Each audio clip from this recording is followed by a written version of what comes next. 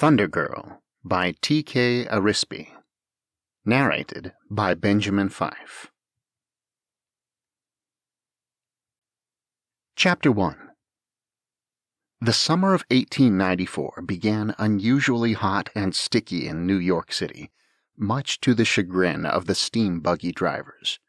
The humidity had a tendency to jam up their vehicles' machinery and cause the usual billows of white steam from their smokestacks to cough and choke. That made the buggies rattle and jerk, a most unpleasant ride for any passenger. The poor mechanoids had it worse, for they were alive. Living machines felt the humidity in their gears like an itch they couldn't scratch, and the weather made their joints nearly arthritic. Thankfully, their crystal brains were contained in airtight sections of their chassis, so at least the summer air couldn't addle their thinking. The same could not be said for the humans.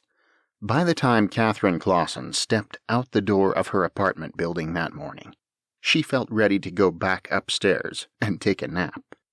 But she was not about to waste her summer holiday. In between semesters at Columbia University, she had landed a fantastic internship at the American Museum of Natural History as an assistant in the anthropology department, and she intended to fully impress people she hoped to be researching alongside in the next few years. Catherine's auburn hair curled something awful in this humidity, even tucked into a nice updo, and she was already sweating in her puffy-sleeved, high-collared blouse. But one had to keep up appearances, and it matched so nicely with her skirt and hat that day. The green-eyed girl's boots rapped sharply on the pavement as she made her way to the subway station, passing a spider-like mechanoid window washer and the neighborhood hot dog vendor. "Morning, Cat," the portly man with a thick Polish accent said from behind his cart as he set up shop. "Good morning," Catherine replied. "I'll buy supper from you on the way home."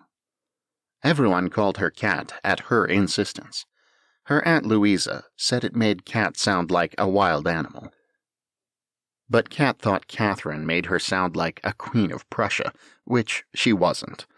Aunt Louisa would point out that Cat was not a wild animal either, and at this point they both had a good laugh at how silly the whole conversation was. "Thank you," the vendor said as he started up the steam engine on the cart in preparation for a big batch of franks. Hot dogs had, until recently, had a reputation for being unsanitary, but lately there had been some improvements in food cart engine technology, including how effectively they sterilized meat. Besides, hot dogs were cheap and good, the perfect meal after a long day's work. The museum rose majestically over Central Park as always. Cat felt like her life was pretty much perfect as she rounded the imposing front entrance to get to one of the side doors, where she could more easily access her workplace. Well, perfect except for the unreasonable heat in June, and the fact that Aunt Louisa had told her at supper last night that Cat needed more friends. Cat had dismissed the idea, but for some reason it kept coming back. Maybe it was the fact that she didn't really have any friends to speak of. Sure, her fellow students at Columbia tried to invite her to social functions, but Cat saw those distractions as a waste of her valuable time. She had her education and her research to focus on, and she simply didn't feel like expending any energy on frivolous things like friendship. Yes, science was the only worthwhile thing in life, Cat thought, as she let herself into the museum. The display areas were only the tip of the museum's iceberg.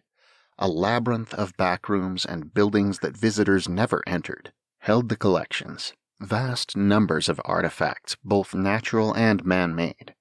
Showpieces out front were displayed for educational purposes, but just as important to the museum was the sea of other items that researchers found invaluable. As Cat made her way toward the offices, someone with an Irish brogue called out, "Cat, there you are!" A portly, middle-aged, gray-haired woman hurried over with a clipboard in hand. Her spectacles looked about ready to fall off, as always, and she gave off the air of never putting up with any unprofessional nonsense. That was what Cat liked about her. "Good morning, Mrs. O'Reilly," Cat said. "What can I work on for you today?" "It's arrived," Miss O'Reilly said, holding up her clipboard. Cat's eyes lit up. "The Ute Nation trading expedition?" she asked. "It's back?" "Just returned yesterday," Mrs. O'Reilly said, leading her further into the collections. "And they spent all night unloading." She brought Cat to a room where large crates had been stacked, each carefully labeled. "I hope you're ready for some serious cataloging." "That's what I'm here for," Cat said with a laugh, and they got to work.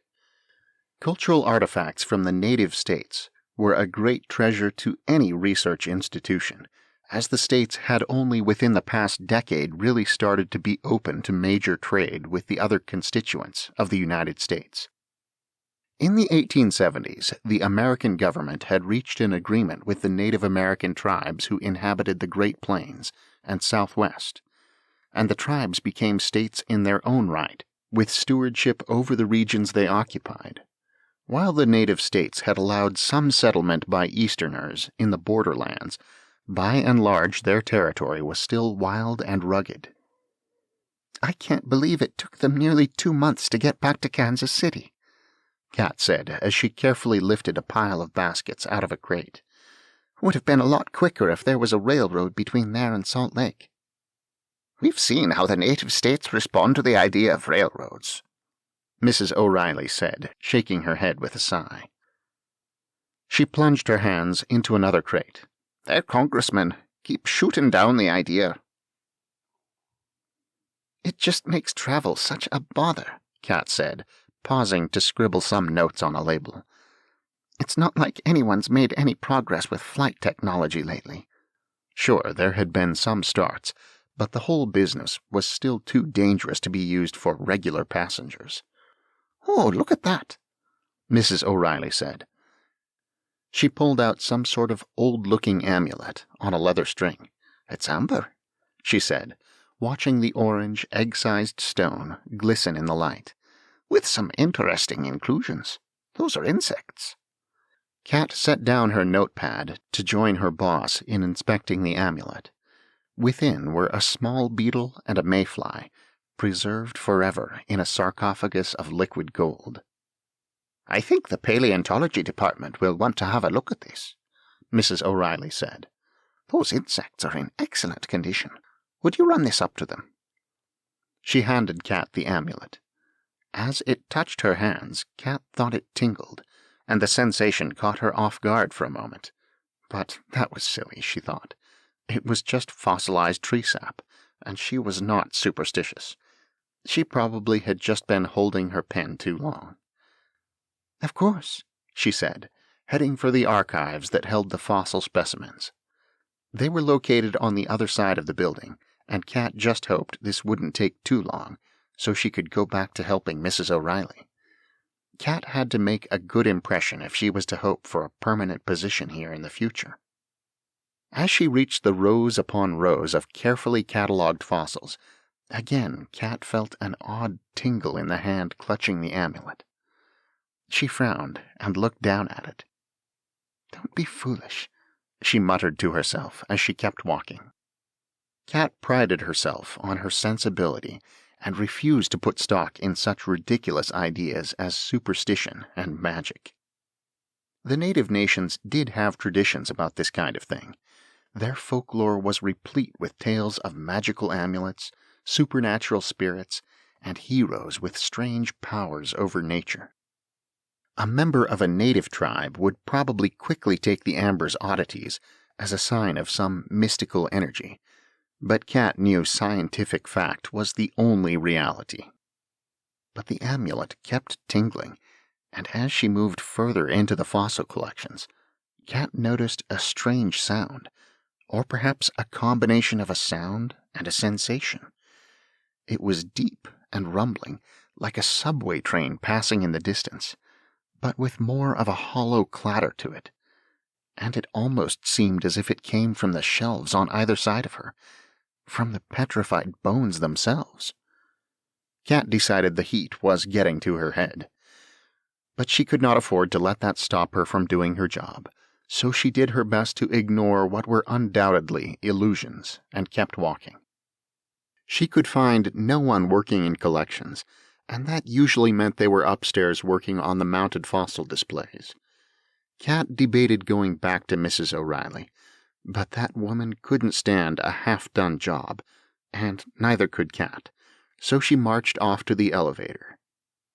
It let her out in the cool, marble-floored halls of the display side of the museum, a spacious contrast to the cramped confines of the collections. The museum was not yet open to the public at this hour, so there were no visitors to impede Cat as she made her way to the rather large paleontology exhibit. Although she was not particularly interested in giant dead reptiles, Cat could not help but pause as she entered the hall of ornithischian dinosaurs, feeling very small compared to the unbelievably massive skeletons in front of her. "Is anyone here?" she called. "I really don't feel like wandering through the whole exhibit when I've got work to get back to." There was no response, so Cat kept going. Even if she couldn't find anyone, at least Mrs. O'Reilly would be confident Cat had tried her hardest.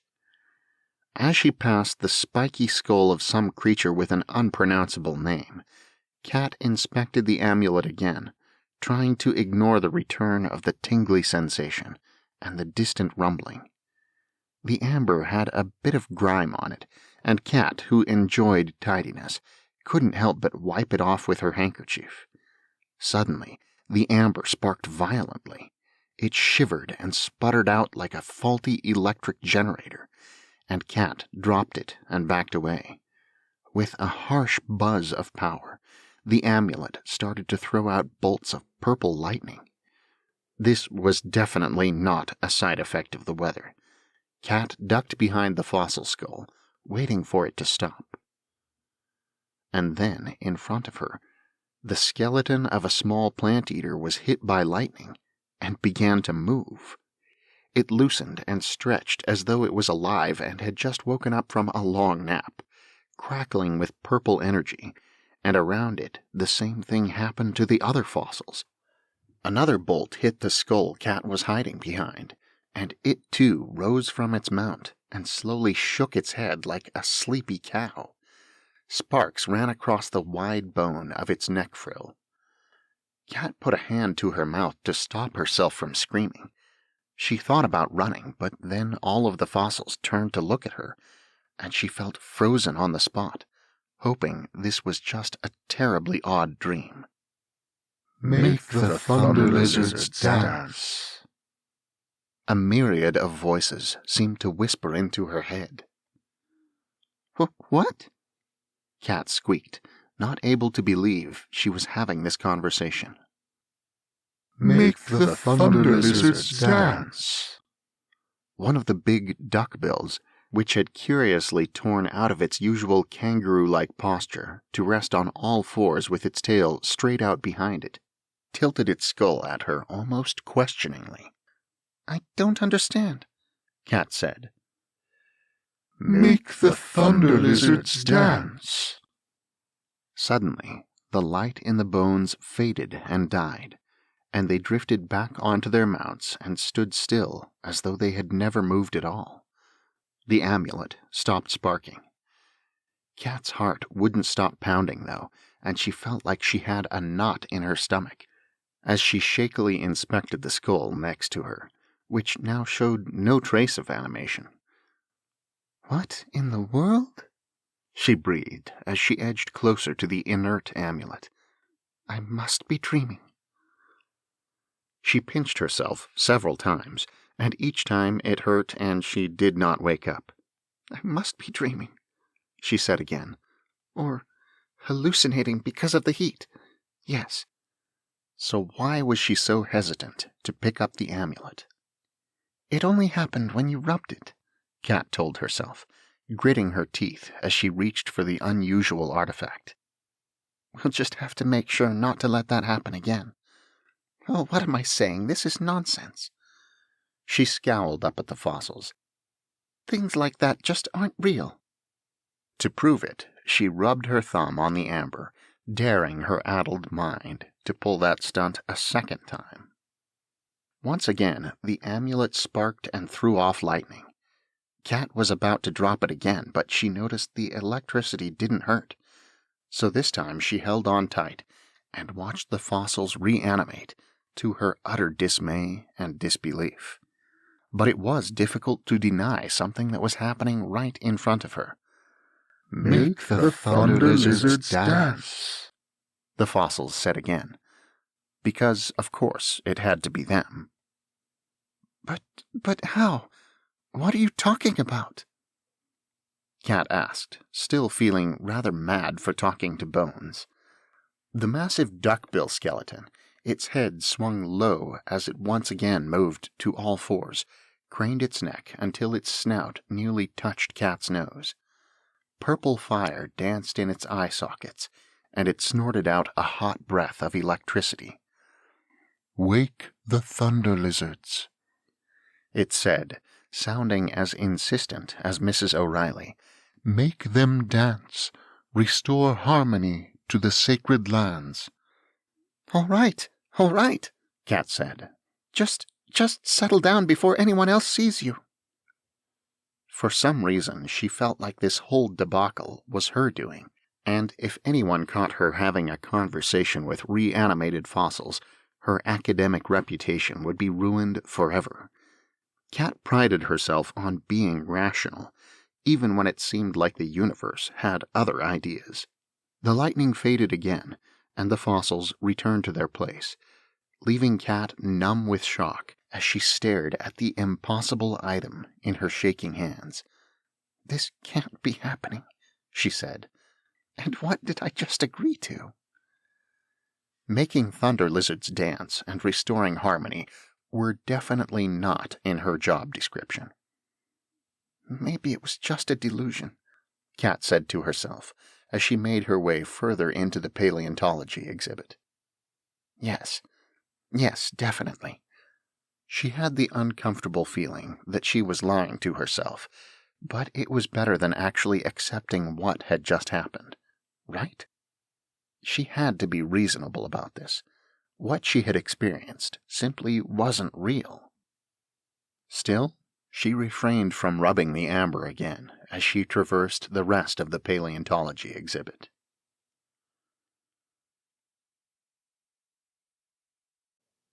Chapter 2. All of the fossil halls were empty, save for specimens which Cat now found herself eyeing warily, so she trudged back to the elevator, eager to return to Mrs. O'Reilly and the refreshingly mundane task of cataloging baskets. And she reassured herself that the strange occurrence in the Hall of Ornithischian Dinosaurs would never happen again, not the least because it was not real. But Cat was disappointed that she hadn't been able to carry out Mrs. O'Reilly's directive, and worried it would make her look bad. So when she reached the elevator and saw a museum guide, she asked him, "Have you seen anyone from the paleontology department?" The man thought for a moment, tugging at his mustache. "You know," he said, "I ran into Hermes a few minutes ago. He mentioned he was heading to the basement to load some calculations into the analytical engine." "Oh, thank you," Cat said as she hit the elevator button, eager to get away from the fossils and their strangeness. At least she could count on Hermes to be at work this morning, because he lived here. He was the paleontology department's resident mechanoid. And this gave Cat a chance to redeem herself after the embarrassing incident with the lightning and the talking dinosaurs. As she rode the elevator down, Cat found herself beginning to wonder if perhaps what had happened upstairs really was real. She scowled and pinched the bridge of her nose, trying to banish the thought. She had always enjoyed fact over fantasy, the solidarity of things as they really were, rather than unfounded imaginings. Well, that wasn't true. She had to admit to herself as the elevator stopped on the second floor to let in a custodian. Long ago, when she was a little girl, Cat remembered that she did have quite the imagination. She loved fairy tales, and constantly looked for any semblance of magic around the busy streets of Manhattan. But her Aunt Louisa discouraged that sort of tomfoolery, and school had also impressed upon Cat that the universe was a collection of mundane mathematical laws, with no room for frivolous hogwash like fairies and ghosts. So Cat had given up her childish ways and devoted herself to a life of science. "It's not real," she reminded herself after the custodian departed on the ground floor and the elevator continued downward. "You're not real." She frowned at the amulet, which continued to faintly tingle in her hand. The basement was dim and cool compared to the upper levels, and as Cat stepped out of the elevator, she heard the rhythmic clank and clatter of the museum's analytical engine. That meant someone had to be operating it, and it was most likely Hermes, so Cat ventured closer to the noise.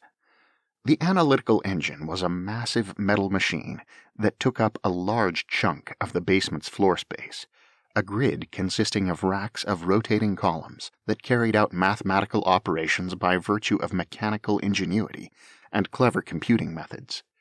The engine was invented by an Englishman named Charles Babbage in the 1830s, and its design and production were funded by a wealthy patron with no small amount of engineering knowledge himself. The engine had caused a revolution in technology that led to the advanced society now enjoyed 60 years thence. Progress made since Babbage included more efficient steam engines, the precision calculations necessary to engineer better buildings and vehicles, and the astounding development, about a decade ago, of mechanoids, such as the one currently feeding punched cards into the analytical engine with 2 of his 8 arms, while 2 more collected the printouts from the feed. Hermes was a Cooper Rutherford Automatics 84-C2 administrative model that the museum had acquired a few years ago to assist with menial computational tasks, but he had gravitated toward the paleontology department and become their mascot of sorts. He displayed a curious love for dinosaurs like a child obsessed with the subject, and Cat would often see him tagging along beside scientists, asking them endless questions about their latest research. That was the odd thing about mechanoids, Cat thought as she approached him. They were so good at being alive that it was a little scary if one stopped to think about it. But it could all be explained with science, she reminded herself, though now it really did not placate her as much as she wished. Hermes stood about shoulder height to Cat, who was 5'5", and his roughly hourglass-shaped chassis was suspended above the floor on 8 spindly, bronze, multi-jointed legs like a spider's. His arms projected from the middle of his chassis and were equally multi-jointed and ended in 3 thin claws each. His copper and gold plating made him glint warmly in the light from the electric ceiling lamps, and his chassis was capped with a large glass dome that protected his brain, an array of thousands of tiny crystals that looked like a miniature city laid out on a metal map. Small sparks of electricity constantly passed between these crystals, which was how a human could tell the mechanoid was thinking. The piezoelectricity caused by the interaction of these crystals allowed a mechanoid to amass, retain, and share knowledge, to live. "Good morning, Miss Clausen," Hermes said in a tinny male tone as he continued to feed punch cards into the analytical engine. The cards were threaded together and folded nicely in a stack, and Hermes made sure the engine was receiving them correctly without any paper jams. He did not turn to face her, but his model of mechanoid had no front or back. Rather, they had large crystalline light receptors studded around their circumference, giving them 360-degree vision. Cat supposed the idea would be rather unnerving to anyone not used to mechanoids, but they had been developed when she was a girl, giving her plenty of time to adapt to their idiosyncrasies. After all, there was much they did better than humans by virtue of being built differently. "Are you feeling all right?" Hermes asked Cat. "You look rather pale." "Ah, it's this heat," Cat said, trying to convince herself that it really was just the heat. "It's perfectly ghastly, not to mention the humidity." "I concur," Hermes said, reaching over with an arm to readjust a setting on the control panel. My joints have been acting up, and insects keep flying into my machinery. Most unpleasant. Anyway, Cat said, I didn't come down here to chat about the weather. She held up the amulet. Our expedition to the Ute Nation brought back this fossilized amber with insect inclusions. Mrs. O'Reilly said your paleontologists would probably like to see it. Hermes finished feeding the punch cards to the engine and reached out to gingerly take the amulet. He held it in front of one of his light receptors and made an excited whirring noise. Would you look at that? He said. It's beautiful. Let's take it up to the offices and inspect it more closely. You can go ahead and do that, Cat said. I have to get back to Mrs. O'Reilly. She was glad to have that burden off of her shoulders. Now the dinosaurs would never trouble her again. Oh, but we must be sure it's properly catalogued, Miss Clausen, Hermes said, stepping back from the analytical engine to let it continue merrily clicking and thunking away at the data he had fed it. The paleontology department might want to hold on to it for a bit. These are exquisite specimens worthy of our research. If you accompany me to the offices, you can inform her as to our plans. It simply wouldn't do to let any artifact get lost in the shuffle. I suppose you're right, Cat said, and she followed him back to the elevator, trying to reassure herself that this whole mess would be over with soon. Thankfully, the paleontology department was located well away from the fossil exhibits, and Cat could feel her nerves calm as they walked down the hall. However, she was having a terribly difficult time convincing herself that none of what she had experienced was real, as though some part of her steadfastly refused to deny it. Hermes opened a door and led her into an office filled with filing cabinets and papers tacked on the wall, and miscellaneous fossils mounted as decorations. Cat stiffened in spite of herself. Now, Hermes said as he put the amulet on the desk, let's write a note explaining what we've... I say, do you hear that strange noise? The deep rumbling had begun again. Cat's stomach dropped. It must just be a particularly loud steam buggy, she started to say, and then the amber lit up again. It shook violently and shot out bolts of purple lightning that danced across the ceiling and twined into the fossils, making them leap from their mounts. Great day in the morning, Hermes said, his piezo array sparking. Make the thunder lizards dance, said a trilobite as it scuttled down a filing cabinet, sporting 2 antennae made of lightning that waved wildly. Cat backed away in dismay. That perfectly reasonable universe she was told existed, had it decided to turn itself upside down? Why is this happening? She yelled. I didn't even rub the amber this time. The skull of a saber-toothed cat yawned wide. You must make the thunder lizards dance, it said. The harmony of the sacred lands is at stake. Let no one else possess the amulet, said a spiral shell with splaying tentacles of lightning. You are its caretaker. Restore harmony, the saber-toothed cat said, and then the lightning died down, and the fossils returned to their places.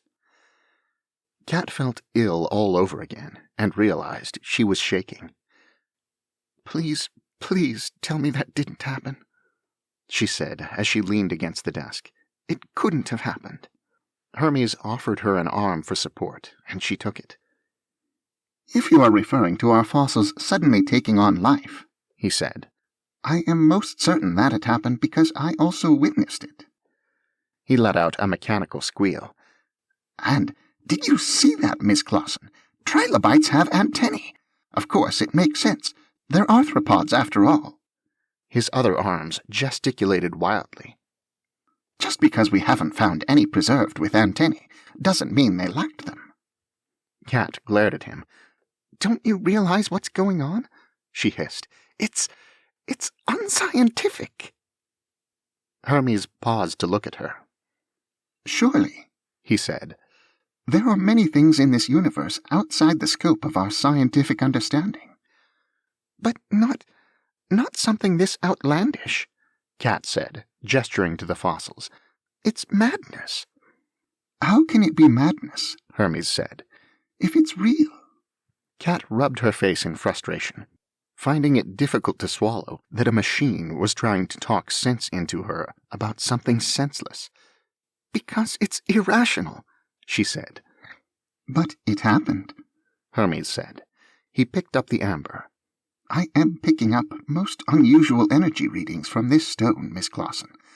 I believe it to be the cause of our incident. I know, Cat said, folding her arms. It already happened twice before. Hermes jerked in surprise. What? It has? He said. Why didn't you tell me before? What else did you animate? Why would I have told you? Cat said. This is the kind of thing lunatics talk about. I'm a scholar, not a madwoman. She turned to leave, but Hermes caught her arm and put the amulet in her hand. Don't forget this, he said. You're its caretaker. Cat glared at the amber and felt a lump form in her throat. Why are you buying, Miss Hermes? She asked. It's insane. Hermes put two of his hands together like a philosopher, pondering, and his paizos sparked thoughtfully. I understand insanity in humans to occur when their perception does not align with reality, he said. What has happened has very clearly happened. Of that I am sure. Do you think, Miss Clausen, that perhaps it might be insanity to deny that? Cat bit her lip. I know, she said. It's just not what I was taught to believe. There can be errors in teaching, Hermes said.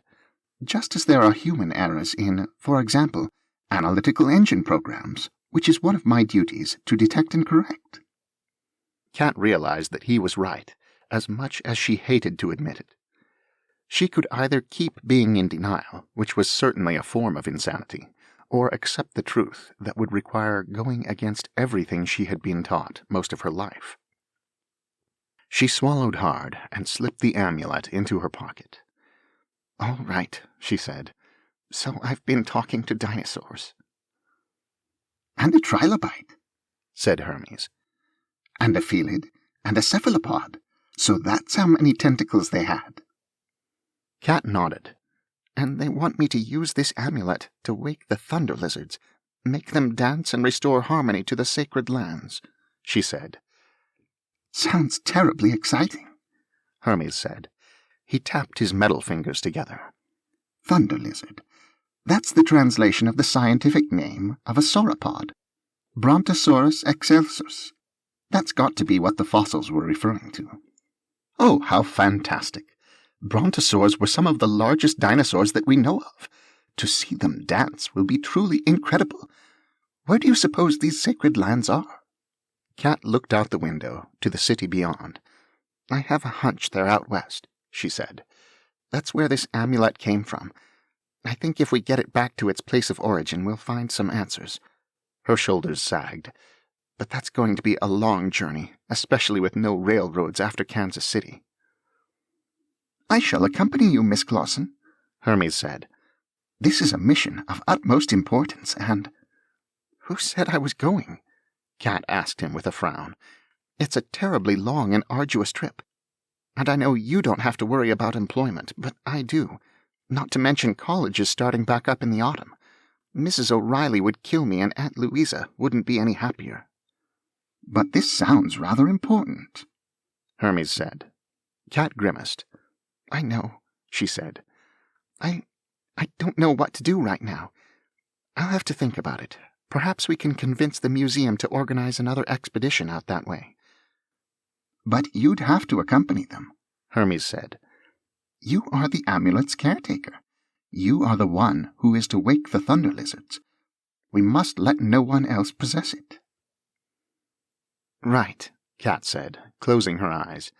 She had never even traveled outside New England.